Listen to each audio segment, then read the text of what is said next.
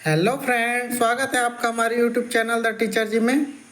तो फ्रेंड्स, आज मैं आपके लिए लेकर आया हूँ 2021 से लेकर 2023 तक के जो पुराने प्रश्न हैं बीएड के लिए, है ना। तो उसमें जो सामान्य ज्ञान वाला पोर्शन है उसको मैं लेके आया हूँ फ्रेंड। इसमें हम लोग 2021 से लेकर 2023 तक के सारे प्रश्नों को देखेंगे। इसमें लगभग 60 प्रश्न आपको देखने को मिलेंगे फ्रेंड्स, है ना। और थोड़ा देखने के बाद आप विचार करिएगा कि किस पैटर्न पे प्रश्न आए हुए हैं, है ना। कुछ लोगों का कमेंट आया है ना।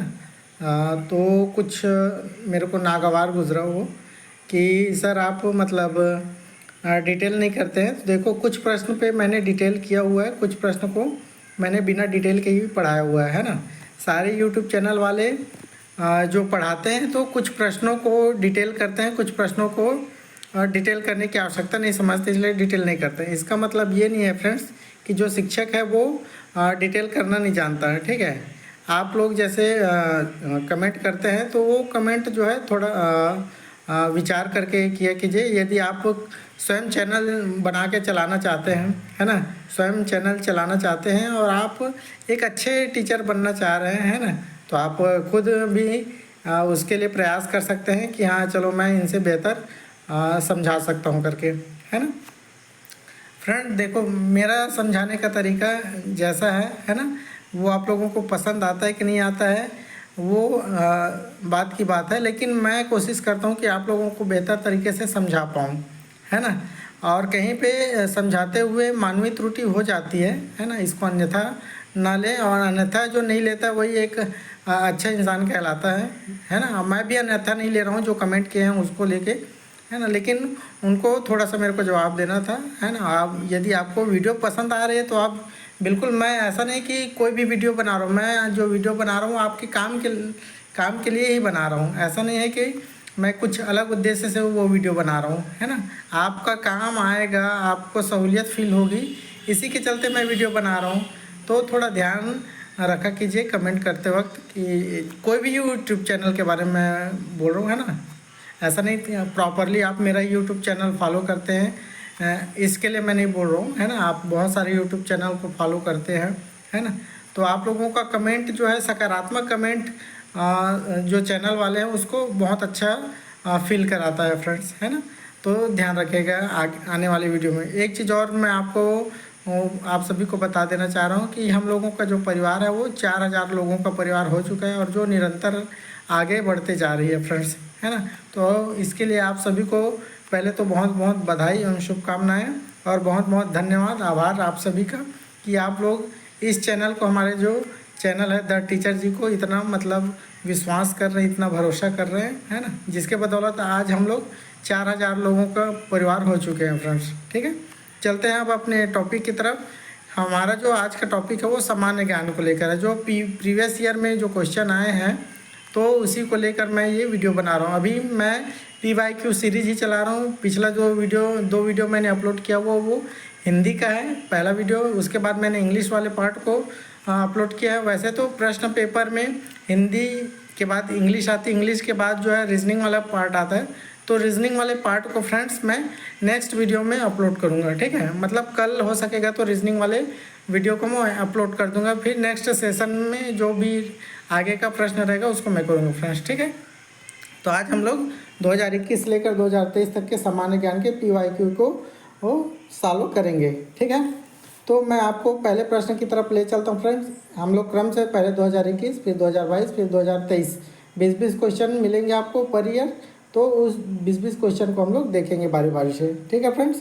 तो PYQ क्यों इतना महत्वपूर्ण है? क्योंकि देखो, कोई भी एग्ज़ाम के लिए PYQ बहुत बड़ा रोल अदा करता है फ्रेंड्स। इससे आपको ये सीखने को मिलती है कि पिछले वर्ष में और किस पैटर्न पे प्रश्न पूछे गए हैं। तो आप जब तैयारी करते हैं तो आपको ये समझ मिल जाती है कि इस टॉपिक से या फिर इस पैटर्न पे प्रश्न पूछा जा रहा है, तो मैं उस हिसाब से तैयारी करूं करके, ठीक है। तो इस चीज़ को आप लोग ध्यान में रखिएगा फ्रेंड, ठीक है। चलते हैं हम लोग प्रश्न की तरफ। हमारा आज का पहला प्रश्न है फ्रेंड्स, देखिए प्रश्न दिया हुआ है कि भारत के पहले प्रधानमंत्री के नाम पर किस शैक्षणिक संस्थान का नाम रखा गया था? ऑप्शन है JNU, BHU, DU या फिर CISR। तो फ्रेंड्स, इस प्रश्न का जो सही उत्तर है वो है ऑप्शन नंबर ए, जेएनयू। अब जेएनयू तो भारत के पहले प्रधानमंत्री कौन थे फ्रेंड्स? तो भारत के जो पहले प्रधानमंत्री थे पंडित जवाहरलाल नेहरू जी थे, है ना। उन्हीं के नाम पे जो है वो जेएनयू को रखा गया है। ठीक है, जेएनयू का जो फुल फॉर्म होता है जवाहरलाल नेहरू यूनिवर्सिटी है। ठीक है, जो अपने आप में हमारे देश का एकदम ख्याति लब्ध यूनिवर्सिटी फ्रेंड्स। स्टूडेंट वहाँ पढ़ने के लिए तरसते हैं और जो वहाँ से पढ़ के निकल जाता है फिर उसकी मिसाल क्या दूँ फिर मैं, है ना। आप जितने भी आईएएस देखते होंगे, आईपीएस देखते होंगे, मैक्सिमम लोग लगभग उसी मतलब यूनिवर्सिटी के आसपास से ही पढ़ के निकले हुए रहते हैं। बहुत सारे जो स्टूडेंट यूपीएससी क्रैक करते हैं वो जेएनयू से पढ़ के निकले रहते हैं फ्रेंड्स, है ना। ये तो मैं यूपीएससी की केवल बात ना करूं, जैसे हम लोग यूजीसी नेट की तैयारी करते हैं, सेट की तैयारी करते हैं, बहुत सारे अलग अलग स्टेट के स्टूडेंट वहां जाके अपना अध्ययन जो है वो करते हैं फ्रेंड्स। तो एक मतलब बहुत बड़ी यूनिवर्सिटी है जेएनयू जो है, और पहले प्रधानमंत्री के नाम पे उनका नामकरण किया गया था। चलते हैं दूसरे प्रश्न की तरफ। शिक्षक दिवस 2017 प्रश्न है फ्रेंड, देखिएगा, है ना। शिक्षक दिवस 2017 पर शिक्षकों के लिए राष्ट्रीय डिजिटल बुनियादी ढांचा प्रदान करने वाला कौन सा पोर्टल लॉन्च किया गया था? ऑप्शन है दीक्षा, शिक्षा, ज्ञान या फिर शक्ति। तो फ्रेंड्स इस प्रश्न का जो सही उत्तर है वो है ऑप्शन नंबर ए। ये दीक्षा ऐप एक ऐसा ऐप था फ्रेंड्स कि जिसमें जो शिक्षकों को प्रशिक्षण की सुविधा मुहैया कराई जाती थी, है ना। अलग अलग उसमें बहुत सारे मॉड्यूल्स होते थे, उन मॉड्यूल्स को शिक्षकों को पूरा करना होता था। और शिक्षकों के साथ साथ उसमें ये था कि स्टूडेंट भी और पेरेंट्स भी इस दीक्षा ऐप में जाके अपना जो भी विषयवार है या फिर विषयवार जिसमें पाठ्यक्रम लगा हुआ वो देख सकते थे फ्रेंड्स। ठीक है, अभी भी दीक्षा ऐप आप सर्च मारेंगे, ठीक है, उसमें आप रजिस्टर्ड होंगे तो फिर आपको बहुत सारी जो सीखने की चीज़ें हैं आपके सब्जेक्ट्स रिलेटेड, है ना, वो आपको देखने को मिलेंगे। चलते हैं अगले प्रश्न की तरफ। नीति आयोग ने छात्रों के लिए कौन सा रणनीतिक भवन बनाने की पहल की है? ऑप्शन है मेंटर इंडिया अभियान, छात्र भारत अभियान, शिक्षक भारत अभियान, कोच इंडिया अभियान। तो फ्रेंड्स इस प्रश्न का जो सही उत्तर है वो है ऑप्शन नंबर ए। ठीक है, मेंटर इंडिया अभियान एक जो है भवन बनाने की पहल की गई है, किसके द्वारा? नीति आयोग के द्वारा। ध्यान रखेगा फ्रेंड, नीति आयोग के द्वारा किनके लिए? और ध्यान रखेगा छात्रों के लिए, है ना। नीति आयोग के द्वारा छात्रों के लिए एक रणनीतिक भवन बनाने की क्या की गई है? पहल की गई है, जिस भवन का नाम रहेगा मेंटर इंडिया अभियान। ठीक है, चलते हैं अगले प्रश्न की तरफ फ्रेंड्स। माध्यमिक और उच्च शिक्षा उपकर के संदर्भ में मस्क से क्या तात्पर्य है? ठीक है, तो ये मस्क का अपने को क्या करना है? फुल फॉर्म बताना है। और किसके संबंध में? ये माध्यमिक और उच्च शिक्षा मतलब मिडिल और हायर एजुकेशन के संबंध में ये बात की गई है। ठीक है, तो देखो माध्यमिक और उत्तर शिक्षा कोष, बी है माध्यमिक और उच्चतर शिक्षा कोष, सी है माध्यमिक और उन्नति शिक्षा कोष, डी ऑप्शन है मध्यम और उच्चतर शिक्षा कोष। तो फ्रेंड्स इस प्रश्न का जो सही उत्तर है वो है ऑप्शन नंबर बी। मस्क म देखो एम से क्या हो जाएगा? एम से हो जाएगा माध्यमिक, यू से हो जाएगा अपर, ठीक है, अपर, और एस से हो जाएगा शिक्षा और के से हो जाएगा कोष।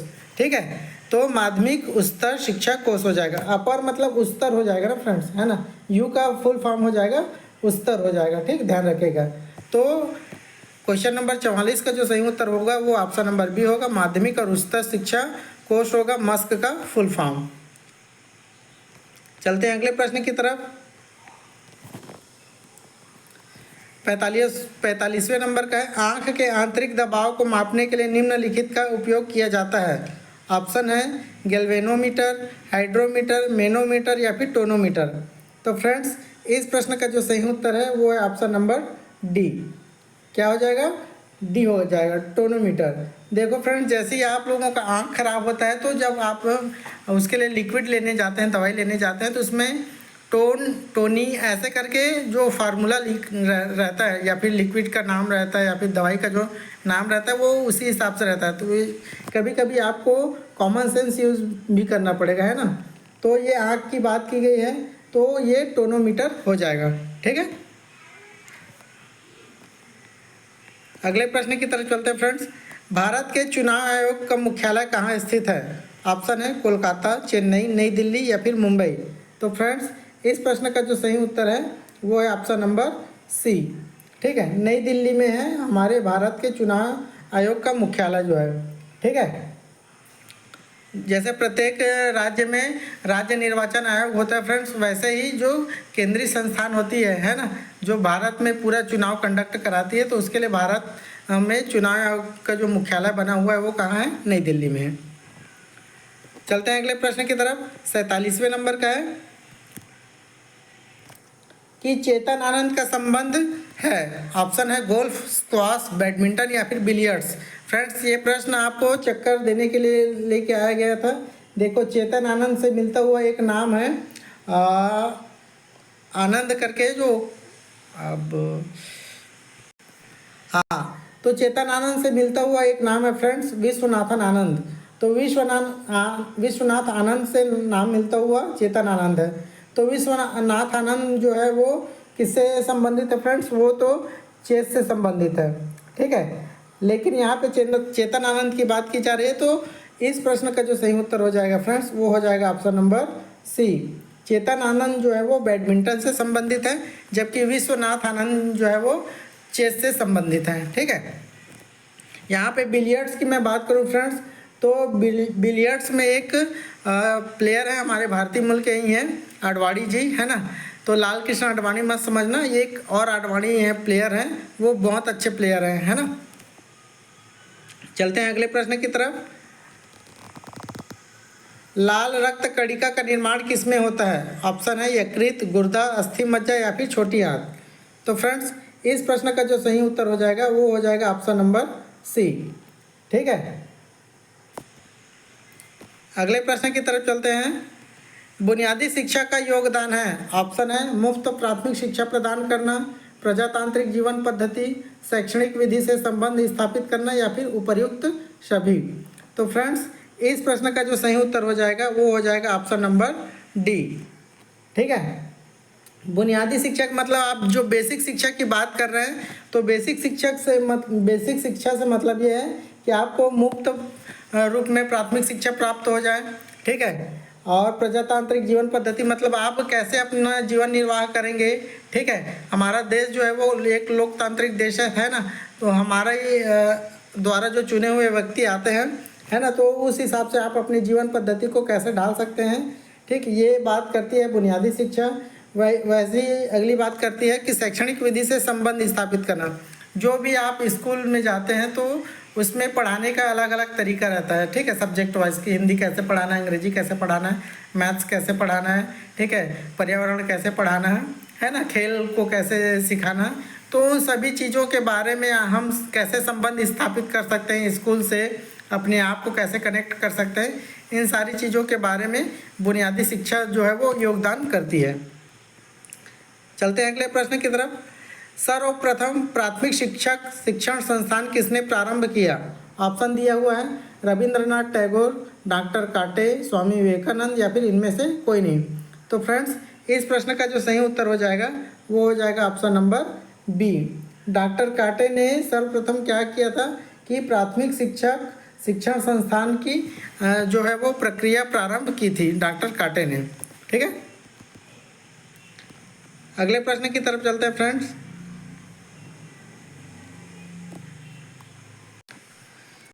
(51) नंबर का क्वेश्चन है फ्रेंड। निम्नलिखित में से किसे गणित में शून्य का जनक माना जाता है? ये तो बहुत इजी प्रश्न है फ्रेंड्स, है ना। रामानुज, ब्रह्मगुप्त, गैलीलियो या फिर आर्यभट्ट। तो इस प्रश्न का जो सही उत्तर फ्रेंड्स वो है ऑप्शन नंबर डी। आर्यभट्ट जी ने शून्य की खोज की थी, है ना। गणित में शून्य की खोज जो पूरा विश्व अभी भी लोहा मानता है, तो जो शून्य की खोज की गई थी वो आर्यभट्ट के द्वारा की गई थी। अगला प्रश्न है निम्नलिखित गैर धातु कमरे के तापमान पर तरल होती है। ऑप्शन है नाइट्रोजन, क्लोरीन, ब्रोमीन या फिर आयोडीन। तो फ्रेंड्स इसका जो सही उत्तर है वो है ऑप्शन नंबर सी। ब्रोमीन जो है वो गैर धातु है, ठीक है, और वो कमरे के तापमान पर क्या हो जाती है? तरल हो जाती है, मतलब पानी के जैसे हो जाती है फ्रेंड्स। ठीक है, तो ध्यान रखिएगा।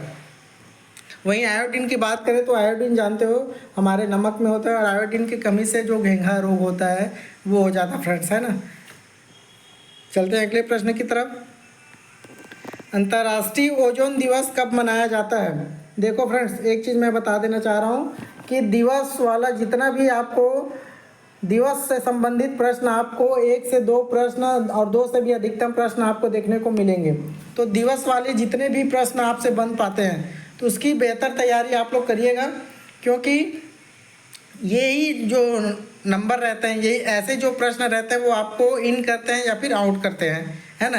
क्योंकि ये इजी की श्रेणी में आते हैं, इजी प्रश्न की श्रेणी में आते हैं, तो दिवस वाले प्रश्नों को आप बेहतर तरीके से तैयार करके जाइएगा। चलते हैं प्रश्न की तरफ कि अंतर्राष्ट्रीय ओजोन दिवस कब मनाया जाता है। ऑप्शन है 14 सितंबर, 15 सितंबर, 16 सितंबर या फिर 17 सितंबर। ये तो मान के चलिए कि ओजोन दिवस है वो सितंबर में ही मनाया जाता है, लेकिन कब मनाया जाता है ये अब आपको बताना है। तो फ्रेंड्स, इस प्रश्न का जो सही उत्तर है वो है ऑप्शन नंबर सी, ठीक है। 16 सितंबर को जो है अंतर्राष्ट्रीय ओजोन दिवस मनाया जाता है फ्रेंड्स, ठीक है। चलते हैं अगले प्रश्न की तरफ। नीली क्रांति का तात्पर्य किस आर्थिक गतिविधि में भारी वृद्धि से है? ऑप्शन है उर्वरक, डेयरी, व्यावसायिक खेती या फिर मत्स्य पालन। तो फ्रेंड्स, इसका जो सही उत्तर है वो हो जाएगा ऑप्शन नंबर डी, नीली क्रांति, ठीक है। वो किससे संबंधित है? मछली से संबंधित है फ्रेंड्स, ठीक है। तो 54वें नंबर का जो सही उत्तर हो जाएगा वो मत्स्य पालन हो जाएगा, ठीक है। हरित क्रांति का आप नाम सुने होंगे, वैसी नीली क्रांति होती है, ठीक है। तो बहुत प्रकार की क्रांतियाँ होती है ना, लेकिन ये क्रांति जो है परिवर्तन वाली क्रांति है ना। जब भी कोई क्रांति आती है तो परिवर्तन लेके ही आती है ना, परिवर्तन हो ही जाती है फिर, ठीक है। चाहे हम 1857 की क्रांति को देख लें, ठीक है, और बहुत सारी क्रांतियाँ हुई उसको भी देख लें, तो परिवर्तन होती है फ्रेंड्स, ठीक। चलते हैं अगले प्रश्न की तरफ। कौन सी राज्य सरकार अलग अलग विकलांग व्यक्तियों के लिए दुनिया का पहला आईटी परिसर शुरू करने के लिए तैयार है? ऑप्शन है आंध्र प्रदेश, कर्नाटक, केरल या फिर इनमें से कोई नहीं। तो ये करंट का प्रश्न है फ्रेंड्स, है ना। उस टाइम 2021 में जो करंट वाला घटना घटित हुई थी या फिर जो कार्यक्रम चल रहा था उससे रिलेटेड प्रश्न है ये, ठीक है। तो इस प्रश्न का जो सही उत्तर है फ्रेंड्स वो है ऑप्शन नंबर डी, इनमें से कोई नहीं, ठीक। 55 नंबर का क्या हो जाएगा? इनमें से कोई नहीं हो जाएगा। चलते हैं अगले प्रश्न की तरफ। किस राज्य ने अपने सभी स्कूलों में राजभाषा को अनिवार्य कर दिया है? ऑप्शन है उड़ीसा, बिहार, झारखंड, पश्चिम बंगाल। तो देखो फ्रेंड्स, अपने अलग अलग राज्यों की अलग अलग राजभाषा होती है ना। वैसे छत्तीसगढ़ की हमारी छत्तीसगढ़ी राजभाषा है ना। भारत की राजभाषा वैसे हिंदी को बोला जाता है, लेकिन आधिकारिक तौर पर उसको मान्यता प्राप्त नहीं है फ्रेंड्स, संविधान में उसका उल्लेख नहीं है ना, कि हमारा जो भाषा राष्ट्रभाषा है वो हिंदी रहेगी, ऐसा करके नहीं बोला गया राष्ट्रभाषा जो है। हालांकि हम लोग उसको प्रयोग करते हैं राजभाषा राष्ट्रभाषा के रूप में हिंदी को ही, लेकिन वो संवैधानिक रूप से संविधान में उल्लेखित नहीं है फ्रेंड्स, है ना। चलते हैं प्रश्न की तरफ। तो इस प्रश्न का जो सही उत्तर हो जाएगा फ्रेंड्स वो हो जाएगा ऑप्शन नंबर डी, पश्चिम बंगाल जो राज्य है उन्होंने अपने राज्य के सभी स्कूलों में राजभाषा को अनिवार्य कर दिया है। चलते हैं अगले प्रश्न की तरफ। भारतीय हॉकी टीम ने एशिया कप कब जीता था? ऑप्शन है 2003, 2017, 2007 या फिर केवल बी एवं सी। तो फ्रेंड्स, इस प्रश्न का जो सही उत्तर हो जाएगा वो हो जाएगा ऑप्शन नंबर डी, ठीक है। ऐसे अगर ऑप्शन दिखने को मिलेंगे आपको उपर्युक्त सभी वाला या फिर बी एवं डी, ए बी सी तीनों ऐसा करके, तो उसको आप मैक्सिमम कोशिश करिएगा उसको सेलेक्ट करने की, क्योंकि उसकी संभावना अधिकतर सही होने की चांसेस ज़्यादा रहते हैं, ठीक है। तो भारत जो हॉकी टीम है, ठीक है, भारतीय हॉकी टीम ने एशिया कप कब जीता है? तो 2017 में और 2007 में, ठीक है। चलते हैं अगले प्रश्न की तरफ फ्रेंड्स। स्वच्छ गंगा मिशन के द्वारा नदी को साफ करने के लिए कौन सी गतिविधि सबसे उपयुक्त पाई गई? ऑप्शन है सीवरेज, ऑप्शन बी है बैक्टीरियल बायोरेमेडिएशन, ऑप्शन सी है कोई प्लास्टिक नीति नहीं, या फिर ऑप्शन डी है ए एवं बी दोनों। तो फ्रेंड्स, इस प्रश्न का जो सही उत्तर है वो है ऑप्शन नंबर डी। जैसे मैंने अभी बताया कि ए बी वाला, ए बी सी डी वाला उपर्युक्त सभी वाला जो ऑप्शन रहता है वो लगभग संभावना रहता है कि वो ही सही होगा, है ना। तो स्वच्छ गंगा मिशन के द्वारा नदी को साफ करने के लिए जो सबसे उपयुक्त गतिविधि पाई गई है वो क्या क्या है, तो ऑप्शन नंबर ए सीवरेज भी सही है और ऑप्शन बी बैक्टीरियल बायोरेमेडिएशन भी सही है। ठीक है, चलते हैं अगले प्रश्न की तरफ फ्रेंड्स।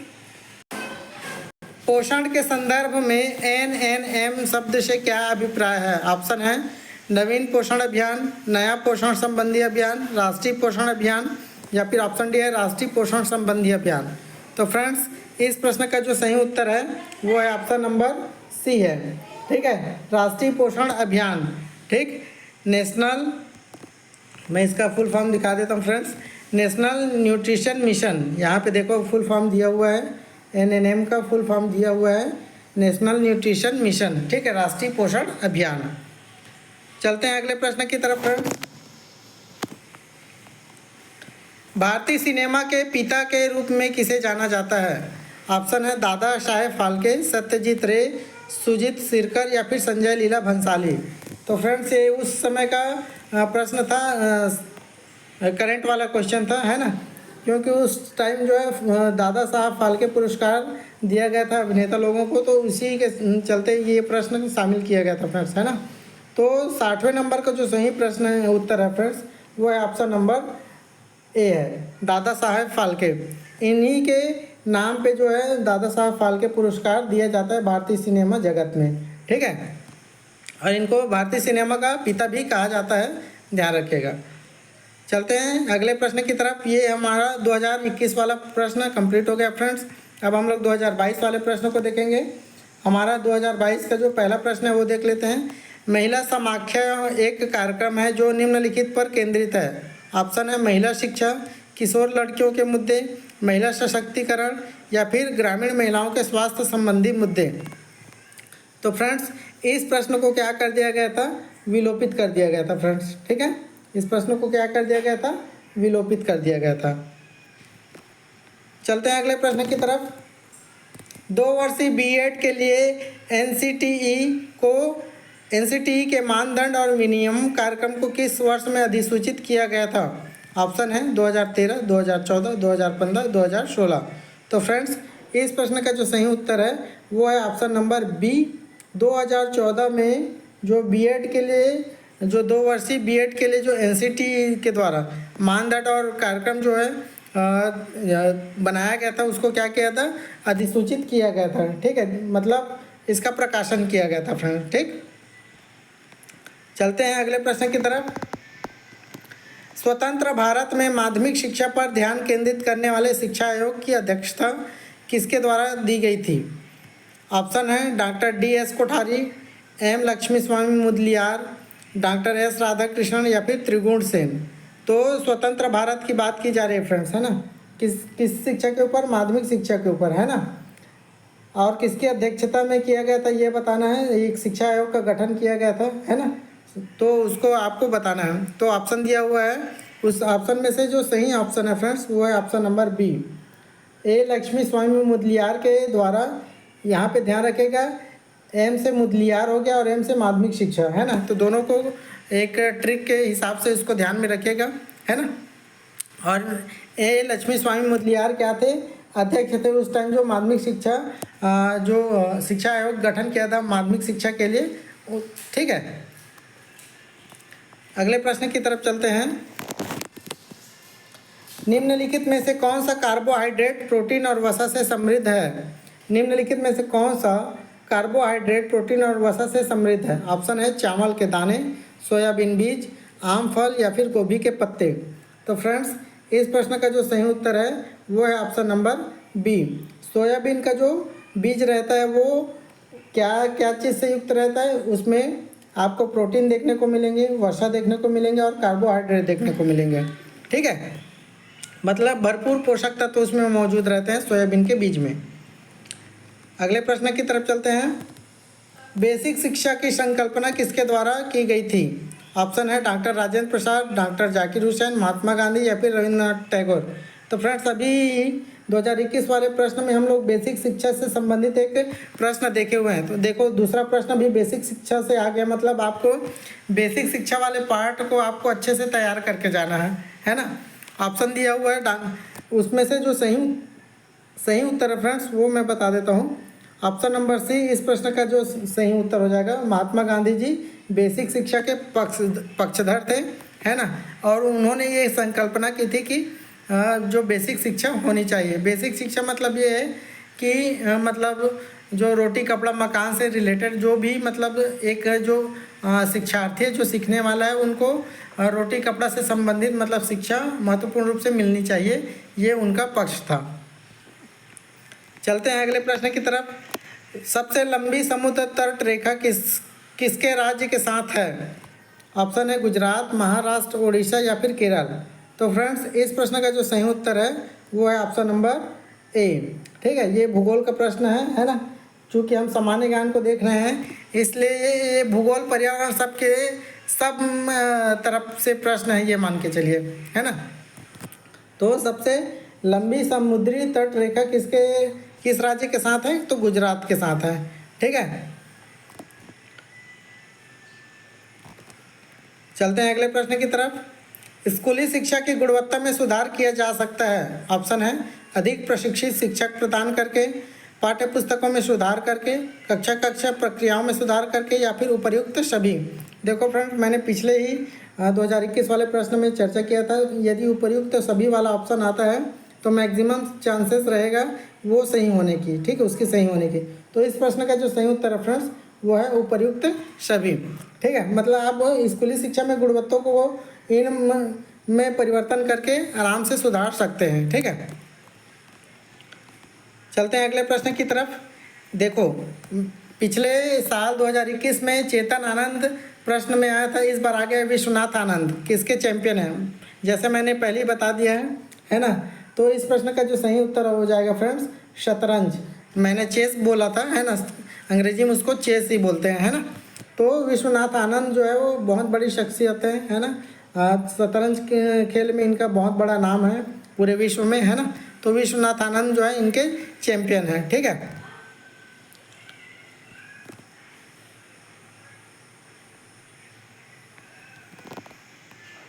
चलते हैं अगले प्रश्न की तरफ। 1 मई को मनाया जाता है। ऑप्शन है अंतर्राष्ट्रीय महिला दिवस, अंतर्राष्ट्रीय श्रमिक दिवस, विश्व पर्यावरण दिवस या फिर विश्व स्वास्थ्य दिवस। तो फ्रेंड्स इस प्रश्न का जो सही उत्तर है वो है ऑप्शन नंबर बी।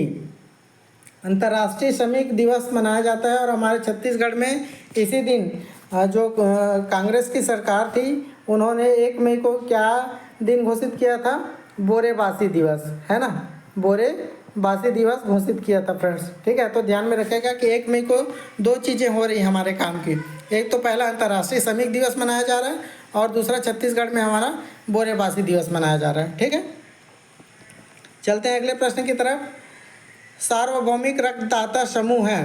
ऑप्शन है ए, ओ, बी, ए, बी।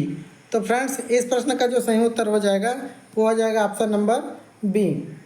ठीक, मतलब जो ओ पॉजिटिव वाले रहते हैं वो क्या रहते हैं, सब प्रकार के खून को ले सकते हैं, चाहे वो ए बी हो, ए हो या बी हो या फिर ए बी हो। ठीक है, अगले प्रश्न की तरफ चलते हैं। 51वें नंबर का है प्रश्न है, 51 नंबर का। निम्नलिखित में से कौन 4 वेदों में शामिल नहीं है? ये तो बहुत आसान सा प्रश्न है। ऋग्वेद, सामवेद, अथर्ववेद, आयुर्वेद लिख दिया है यहाँ पे, है ना। तो यही हमारे इस प्रश्न का सही उत्तर हो जाएगा फ्रेंड्स। शामिल नहीं है करके बोला जा रहा है, तो ये ऋग्वेद, सामवेद, यजुर्वेद और ये अथर्ववेद होता है। ये यहाँ पे आयुर्वेद डाल दिया, यही इस प्रश्न का सही उत्तर है, क्योंकि हमसे नहीं है करके पूछा गया था। ठीक है, चलते हैं अगले प्रश्न की तरफ। लोकसभा की पहली महिला अध्यक्ष हैं। ऑप्शन है नजमा हेपतुल्ला, मायावती, मीरा कुमार या फिर मेनका गांधी। तो फ्रेंड्स इस प्रश्न का जो सही उत्तर हो जाएगा वो हो जाएगा ऑप्शन नंबर सी। ठीक है, क्या हो जाएगा? मीरा कुमार। नाम पढ़ने से ऐसा लग रहा है कि कोई लड़का होगा करके, लेकिन एक्चुअल में ये मीरा कुमार जी जो हैं वो महिला वर्ग से आती हैं। ठीक है, और कांग्रेस पार्टी से बिलोंग करती हैं। ठीक है, ध्यान रखिएगा। जबकि मायावती जो है वो बहुजन समाज पार्टी से हैं, है ना। मेनका गांधी जो है वो बीजेपी से आई थिंक बीजेपी की उम्मीदवार रही हैं, या फिर इनका बेटा है वरुण गांधी, है ना। तो ये गांधी परिवार से ताल्लुक़ रखती हैं, ठीक है। चलते हैं अगले प्रश्न की तरफ। विश्व जनसंख्या दिवस कब मनाया जाता है? जैसे मैंने कहा कि दिवस से संबंधित आपको बहुत अच्छे से तैयारी करके जाना है ना, तो ध्यान रखेगा। तो ऑप्शन दिया है 19 जुलाई, 11 जुलाई, 15 जुलाई या फिर 17 जुलाई। तो फ्रेंड्स इस प्रश्न का जो सही उत्तर हो जाएगा वो हो जाएगा ऑप्शन नंबर बी, 11 जुलाई। 11 जुलाई को हम लोग विश्व जनसंख्या दिवस मनाते हैं, ठीक है। मतलब पूरे वर्ल्ड में मनाया जाता है ना विश्व जनसंख्या दिवस जो है वो 11 जुलाई को, ठीक है फ्रेंड्स। चलते हैं अगले प्रश्न की तरफ। साक्षर भारत का मुख्य उद्देश्य है, ऑप्शन है सभी के लिए शिक्षा को बढ़ावा देना, व्यावसायिक शिक्षा को बढ़ावा देना, विशेष शिक्षा को बढ़ावा देना, महिलाओं के लिए शिक्षा को बढ़ावा देना। तो फ्रेंड्स इस प्रश्न का जो सही उत्तर हो जाएगा वो हो जाएगा ऑप्शन नंबर ए, ठीक है। साक्षर भारत का जो मुख्य उद्देश्य है वो सभी के लिए शिक्षा को बढ़ावा देना। मतलब ऐसा, मतलब पूरे इंडिया में ऐसे कोई भी पर्सन ना रहे जो असाक्षर कहलाए, है ना। तो साक्षर भारत का यही उद्देश्य है कि जो भी 15 वर्ष से अधिक उम्र के जितने भी हैं, है ना, वो कम से कम अपना नाम लिख लें और पढ़ लें। ऐसा साक्षर भारत का उद्देश्य है, ठीक है। चलते हैं अगले प्रश्न की तरफ। शिक्षा का अधिकार अधिनियम 2009 मुख्य रूप से निम्नलिखित से संबंधित है। ऑप्शन है उच्च शिक्षा, प्रारंभिक शिक्षा, माध्यमिक शिक्षा, उच्चतर माध्यमिक शिक्षा। तो शिक्षा का अधिकार जो नियम है फ्रेंड्स, इसके तहत क्या होता है, 6 से 14 वर्ष के जो बच्चे होते हैं, ठीक है, 6 से 14 आयु वर्ग के जितने भी बच्चे, उनको निःशुल्क क्या दिया जाता है, शाला में प्रवेश दिया जाता है। और उनके लिए साथ ही निःशुल्क उनको पाठ्य पुस्तक दी जाती है, ठीक है, और गणवेश दी जाती है। मतलब उनसे किसी भी प्रकार का जो है वो फीस नहीं लिया जाता फ्रेंड्स, शिक्षा के अधिकार के तहत, ठीक है। तो ये ध्यान में रखेगा, ये किससे संबंधित है फ्रेंड्स, तो शिक्षा का अधिकार अधिनियम 2009 जो मुख्य रूप से संबंधित है वो किससे संबंधित है। तो इस प्रश्न का जो सही उत्तर हो जाएगा वो हो जाएगा ऑप्शन नंबर बी, प्रारंभिक शिक्षा।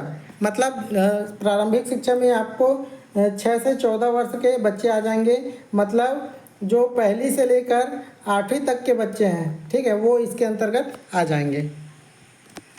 चलते हैं अगले प्रश्न की तरफ। विश्व योग दिवस प्रतिवर्ष मनाया जाता है। देखो दिवस से फिर से प्रश्न आ गया फ्रेंड्स। ऑप्शन दिया हुआ है 20 जून को, 21 जून को, 22 जून को या फिर 23 जून को। तो फ्रेंड्स इस प्रश्न का जो सही उत्तर हो जाएगा वो हो जाएगा 21 जून को।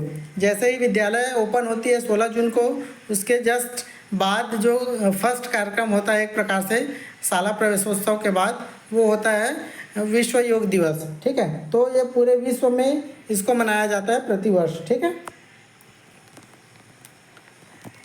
चलते हैं अगले प्रश्न की तरफ। अब्दुल कलाम द्वीप स्थित है। ऑप्शन है तमिलनाडु में, आंध्र प्रदेश में, पश्चिम बंगाल में या फिर ओडिशा में।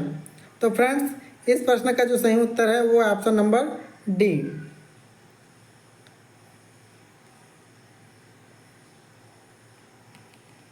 ओडिशा में है अब्दुल कलाम द्वीप। अब्दुल कलाम जी ऐसे शख्सियत हैं जो अमर है, मर के भी अमर हो चुके हैं, ठीक है। इनको मिसाइल मैन के नाम से भी जाना जाता है अब्दुल कलाम जी को, और उन्हीं के नाम पे ओडिशा में एक द्वीप है उसका नामकरण किया गया है।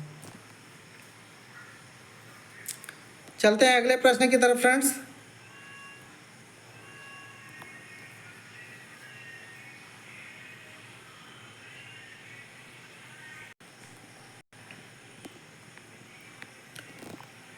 जीएसटी लागू करने वाला पहला देश था। ऑप्शन है फ्रांस, यूएसए, ब्रिटेन, जापान।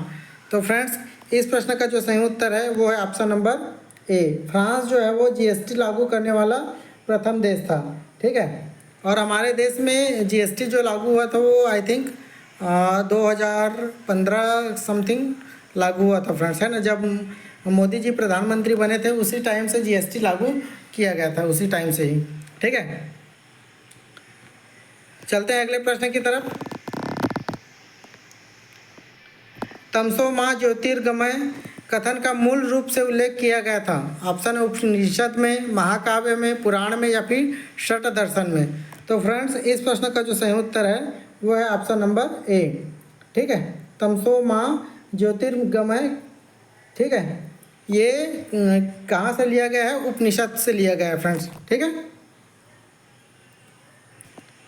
चलते हैं अगले प्रश्न की तरफ। राष्ट्रीय माध्यमिक शिक्षा अभियान योजना किस वर्ष शुरू की गई थी? ठीक है, ऑप्शन है 2007, 2008, 2009, 2010। तो फ्रेंड्स इस प्रश्न का जो सही उत्तर है वो है ऑप्शन नंबर सी है। ठीक है, 2009 में राष्ट्रीय माध्यमिक शिक्षा मिशन की शुरुआत की गई थी, जिसका अंग्रेजी में जिसको बोलते हैं हम लोग RMSA, राष्ट्रीय शिक्षा मिशन। ठीक, राष्ट्रीय माध्यमिक शिक्षा मिशन। ठीक है,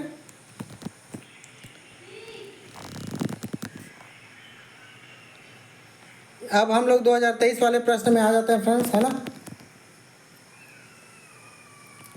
निम्नलिखित में से किस गुरु ने पंजाबियों की बोली जाने वाली भाषा के लिए गुरुमुखी लिपि की शुरुआत की? है ना, तो ऑप्शन दिया है गुरु नानक, गुरु अंगद, गुरु अमरदास या फिर गुरु रामदास।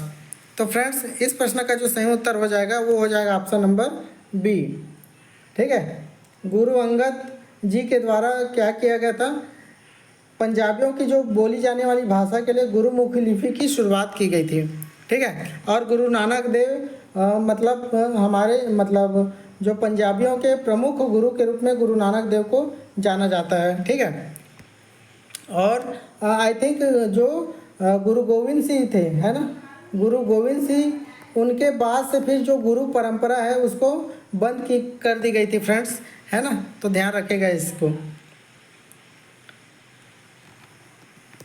अगले प्रश्न की तरफ चलते हैं। कथकली नृत्य किस राज्य से संबंधित है? केरल, तमिलनाडु, आंध्र प्रदेश या फिर असम?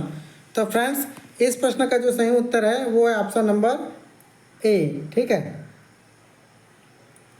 क से कथकली और क से केरल। ठीक है, चलते हैं अगले प्रश्न की तरफ।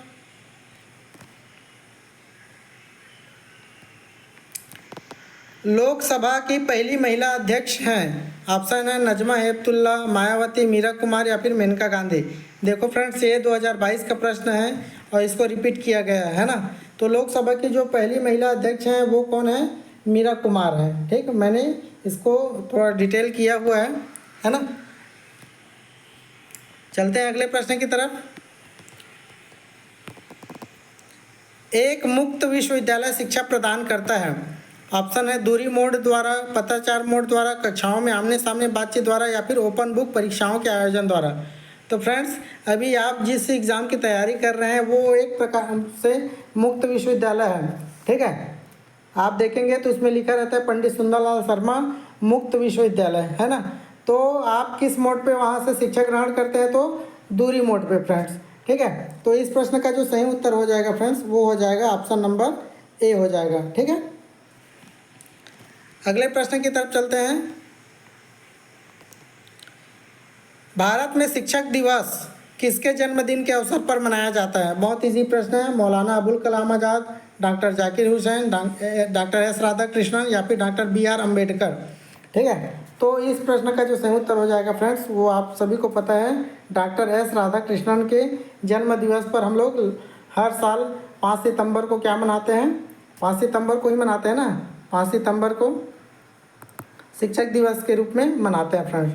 ठीक है, और जो डॉक्टर BR अम्बेडकर प्रारूप समिति के अध्यक्ष थे, ये आप लोगों को ध्यान में रखना होगा फ्रेंड्स। ठीक,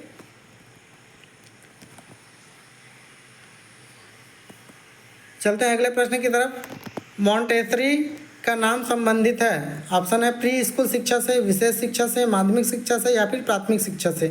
तो फ्रेंड्स इस प्रश्न का जो सही उत्तर हो जाएगा वो हो जाएगा ऑप्शन नंबर ए। ठीक है, प्री स्कूल से हम लोग क्या करते हैं, जो हमारा प्री स्कूल से संबंधित है वो क्या है? मॉन्टेसरी संबंधित है। ठीक है, ये एक प्रकार से स्कूल का ही नाम ही है मॉन्टेसरी करके ध्यान रखेगा। चलते हैं अगले प्रश्न की तरफ। शिक्षक शिक्षा संस्थानों को मान्यता प्रदान करने के लिए कौन सा संगठन जिम्मेदार है? ऑप्शन है NCTE, NCERT, SCERT या फिर UGC। तो इस प्रश्न का जो सही उत्तर हो जाएगा फ्रेंड्स वो हो जाएगा ऑप्शन नंबर ए। ठीक है, ये एनसीटी को आपको बहुत अच्छे से तैयारी करना पड़ेगा फ्रेंड्स, है ना। ये मैं बता रहा हूँ, ये एनसीटी, एनसीईआरटी, एससीईआरटी, यूजीसी, ये चारों को आप लोगों को अच्छे से तैयार करके जाना है और लगभग हर साल इनसे आपको प्रश्न देखने को मिलने वाले हैं, ठीक है। तो एनसीटी का यहाँ पे फुल फॉर्म दिया हुआ होगा, है ना, फुल फॉर्म दिया हुआ है टीचर एजुकेशन इंस्टीट्यूट, है ना। माफ़ करना, फुल फॉर्म नहीं दिया हुआ है। चलते हैं अगले प्रश्न की तरफ। मैं इसका फुल फॉर्म जो है वो कम्युनिटी बॉक्स में पोस्ट कर दूंगा फ्रेंड्स, ठीक है। एनसीटी का full form. Education for all अभियान किसका कार्यक्रम है? विश्व बैंक, एनसीईआरटी, मानव संसाधन विकास मंत्रालय, भारत सरकार या फिर यूनिसेफ। तो फ्रेंड्स इस प्रश्न का जो सही उत्तर है वो है ऑप्शन नंबर डी, यूनिसेफ का कार्यक्रम है एजुकेशन फॉर ऑल, ठीक है। और पिछले हम देखे हैं कि साक्षर भारत का मुख्य उद्देश्य क्या है, तो जो सभी हैं वो साक्षर रहें, जो सभी हैं वो शिक्षित रहें, ये उसका उद्देश्य था, ठीक है। अगले प्रश्न की तरफ चलते हैं। विश्व योग दिवस प्रतिवर्ष मनाया जाता है, ये रिपीटेड प्रश्न है फ्रेंड्स, है ना। तो ये 21 जून हो जाएगा इसका जवाब जो है। अगले प्रश्न की तरफ चलते हैं। किसान दिवस, ये एक प्रकार से नया प्रश्न आया हुआ था फ्रेंड्स, है ना। तो बहुतों को इसका जवाब पता नहीं था, है ना। किसान दिवस मनाया जाता है, ऑप्शन है 23 अक्टूबर को, 23 नवंबर को, 23 दिसंबर को, 23 सितंबर को। मतलब 23 तारीख को ही तो मनाया जाता है, लेकिन अक्टूबर, नवंबर, दिसंबर, सितंबर कौन से माह में मनाया जाता है ये बताना था, है ना। तो 50वें प्रश्न का जो सही उत्तर हो जाएगा फ्रेंड्स वो हो जाएगा ऑप्शन नंबर सी, 23 दिसंबर को किसान दिवस मनाया जाता है। लाइफ डिवाइन किसके द्वारा लिखी गई है? एक बुक है, अरविंद घोष, बी गिरी, अमृता प्रीतम, वी सावरकर। तो फ्रेंड्स ये करंट से रिलेटेड प्रश्न था, है ना। तो इस प्रश्न का जो सही उत्तर हो जाएगा वो हो जाएगा ऑप्शन नंबर ए हो जाएगा, अरविंद घोष के द्वारा। ये माफ़ करना, ये करंट से रिलेटेड नहीं है फ्रेंड्स, ये बहुत चर्चित बुक है ना। तो अरविंद घोष के द्वारा लिखी गई पुस्तक है लाइफ डिवाइन। मानव शरीर में गुणसूत्रों की संख्या होती है, ऑप्शन है 42, 44, 46 या फिर 48।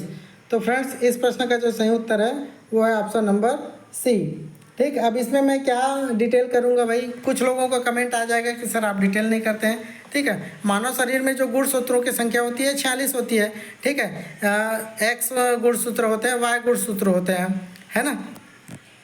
और वही एक्स वाई के मिलन से ही फिर जो बेटी है या फिर बेटा है वो पैदा होता है, ठीक है। इसका डिटेल मैं बाद में उसको जब और जो आप लोगों के लिए जो प्रश्न बनाऊंगा अभ्यास सेट उसमें इसका डिटेल करूंगा फ्रेंड्स, ठीक है। अगला प्रश्न है, विश्व ओजोन दिवस मनाया जाता है। देखो ये भी रिपीटेड प्रश्न है ना। 14 जुलाई को, 5 सितंबर को, 16 सितंबर को या फिर 10 नवंबर को।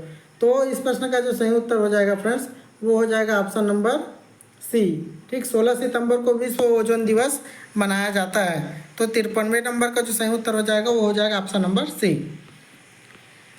चलते हैं अगले प्रश्न की तरफ।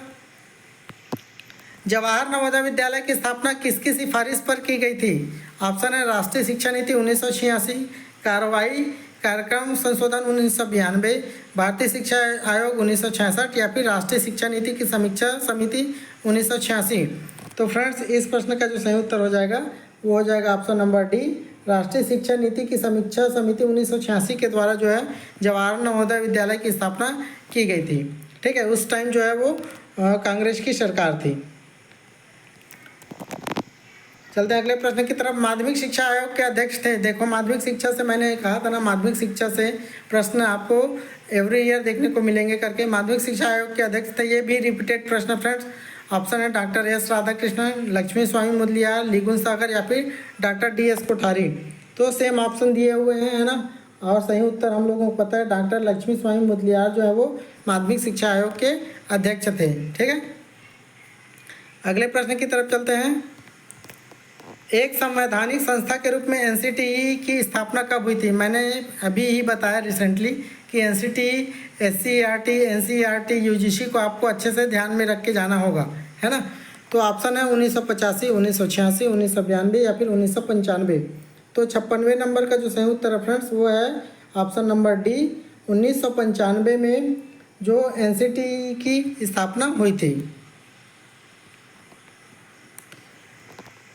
भारत की संसद के दोनों सदनों की संयुक्त बैठक की अध्यक्षता कौन करता है? ऑप्शन है राष्ट्रपति, उपराष्ट्रपति, प्रधानमंत्री या फिर लोकसभा अध्यक्ष। तो फ्रेंड्स, इस प्रश्न का जो सही उत्तर हो जाएगा वो हो जाएगा ऑप्शन नंबर डी, लोकसभा अध्यक्ष जो रहते हैं, है ना, वो दोनों सदनों, संसद के दोनों सदनों की संयुक्त बैठक की क्या करते हैं? अध्यक्षता करते हैं। ठीक है। अगला प्रश्न है, पौधों का उनके पर्यावरण से संबंध के अध्ययन से संबंधित विज्ञान की शाखा है। ऑप्शन है साइटोलॉजी, फिजियोलॉजी, इकोलॉजी या फिर मॉर्फोलॉजी। तो फ्रेंड्स, इसका जो सही उत्तर हो जाएगा वो हो जाएगा ऑप्शन नंबर सी, इकोलॉजी। ठीक, पौधों की बात की जा रही है, मतलब इकोसिस्टम आप लोगों को ध्यान में रखना होगा। इको फ्रेंडली बोलते हैं इकोसिस्टम, है ना। तो इन सब चीज़ों को थोड़ा कॉमन सेंस वाली ये प्रश्न है ना, कॉमन सेंस लगा के भी आप सही उत्तर प्राप्त कर सकते हैं। ठीक है, चलते हैं अगले प्रश्न की तरफ। बेसिक शिक्षा की संकल्पना किसके द्वारा की गई थी? ये भी रिपीटेड प्रश्न है फ्रेंड्स, है ना। तो इस प्रश्न का जो सही उत्तर हो जाएगा वो हो जाएगा option number C, Mahatma Gandhi ji के द्वारा। ये इस वीडियो का आखिरी प्रश्न है, स्कूली शिक्षा की गुणवत्ता में सुधार किया जा सकता है अधिक प्रशिक्षित शिक्षक प्रदान करके, पाठ्यपुस्तकों में सुधार करके, कक्षा प्रक्रियाओं में सुधार करके, उपर्युक्त सभी। ये भी रिपीटेड प्रश्न है फ्रेंड्स, है ना। तो इस प्रश्न का जो सही उत्तर हो जाएगा वो हो जाएगा ऑप्शन नंबर डी। पहले भी ये प्रश्न आए हुए हैं पिछले साल, है ना, 2022 वाले में। तो ध्यान रखिए, देखो कितने प्रीवियस ईयर से कितने प्रश्न रिपीट हुए हैं, है ना। लगभग 4 से 5 प्रश्न पिछले साल के प्रश्न के हिसाब से आए हुए हैं, है ना। प्रीवियस ईयर क्वेश्चन से सीधा डायरेक्ट उसी क्वेश्चन को उठा के डाल दिए गए हैं। ठीक है, तो ध्यान रखिएगा कि प्रीवियस ईयर क्वेश्चन आपके लिए कितने महत्वपूर्ण हो सकते हैं और ये वीडियो सीरीज आपके लिए कितना महत्वपूर्ण हो सकता है, अब आप इन क्वेश्चन को देख के अंदाज़ा लगा सकते हैं फ्रेंड्स। ठीक है, तो ये था आप लोगों के लिए 60 क्वेश्चन, है ना, और इसमें से लगभग 5 से 7 प्रश्न रिपीटेड हुए हैं हर साल, है ना। तो ध्यान रखिएगा, बेसिक जो जो चीज़ें हैं, जो जो टॉपिक मैं बताया उसको विशेष रूप से फोकस करके जाइएगा, है ना। और ऐसी वीडियो के लिए आप हमारे चैनल द टीचर जी के साथ बने रहिए, विश्वास बनाए रखिए। निश्चित रूप से आपको एक अच्छा चैनल मिला हुआ है ना। अच्छे आपको विचार प्रदान करने वाले मिले हुए हैं, अच्छे प्रश्नों का संग्रह आपको देखने को मिलेंगे आने वाले समय में। तो निश्चित रूप से आप हमारे चैनल के साथ बने रहिए फ्रेंड्स। तब तक के लिए धन्यवाद।